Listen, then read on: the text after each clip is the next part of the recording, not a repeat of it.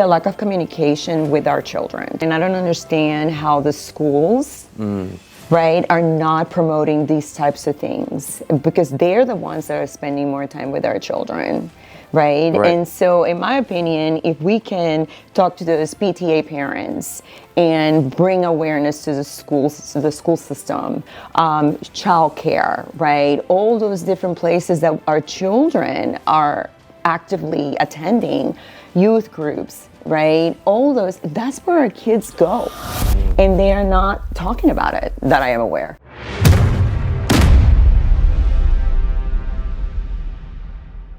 Welcome to the Who You Know Show, where what you know is important, but who you know can make all the difference in your business, your career, relationships, and life. Today, we're sitting down with Madeline Ricci. We're at the Not On Our Watch Texas event, bringing awareness about child sex trafficking. And so, Madeline, can you tell us a little bit about what got you involved in the event specifically, how you met LB, and what are you going to be doing here today at this event? So at this event, well, today I will be here supporting LB, obviously, in the cause of Not On My Watch. Rebecca Contreras was the one that brought me into the group. Rebecca, yes, she's awesome. Love her. Yes, and she invited me to the one in Austin, and I went, and I was very impressed by the whole entire subject. Right? Being not a mother of young children anymore, I don't have to watch for that.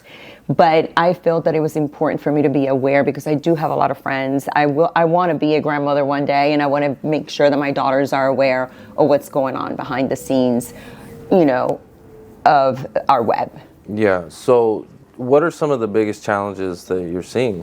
Well, it is the lack of communication with our children. Okay. You know, that is probably, and lack of education. And I don't understand how the schools, right, are not promoting these types of things, because they're the ones that are spending more time with our children, right? And so in my opinion, if we can talk to those PTA parents and bring awareness to the school system, childcare, right? All those different places that our children are actively attending, youth groups, right? All those, that's where our kids go. And they are not talking about it, that I am aware, of course. Right. Yeah. So the education starts in the school system. Well, it starts at home. Well, it does start at home, right? Yeah. Right. The parents being open to have those discussions and not think that everything is taboo. You know? Yeah. So I think that what you're saying is, when a child does maybe bring something up, or a conversation gets sparked, parents have a tendency of maybe reacting rather than listening, actively listening. And so the kid doesn't want to share when something's going on with their parents. Well, absolutely not. I mean, if every time I bring you something, right, and you're going to react and say, how did you hear that? Right? I mean, they're going to be like, whoa. They're going to hide I just stuff. better not talk to mom, because I don't want to upset her. I don't want to be shame on what's happening to me. So conversation it's critical. Yeah. What do you think the school could do? What is something they can do? Well, I don't know that we can put any more on the school system, right? I mean, let's agree that, or disagree that, the school system does have a lot of responsibility, but the PTA, right? That is a body that is not paid. That is a body that you can educate, and so they can educate the parents. Yeah, I think they should put something in there. Come on now. I mean, no, I agree. Yeah, they teach some. I mean, I'm thinking back on when I was in school, like, so much useless information. This is protection. This is protection. And like, I guess that's why they did sex ed. Was a protection. It was like an awareness. I guess that's why we take that class. I don't know the reasoning. Why do we take that? I don't know, because you must know about your body, I guess. You must figure out in protection and condoms and this, that, and the other, right? Like, I don't know. It's a normal thing. Right, and pregnancy, and like, hey, if you do this, you're going to get pregnant. Yes. I think it's a safety thing, right? It is. So, I think this goes along with sex ed. Just throw it in there with sex ed. Hey, guess what? You're going to have some people approaching you online to do these things. It's probably going to happen, according to the statistics of what we see. Yes. Right? Somebody's going to reach out to you in a DM and solicit you to send them a picture, to do this, to do that, to do the other. Right. And that can be used against you.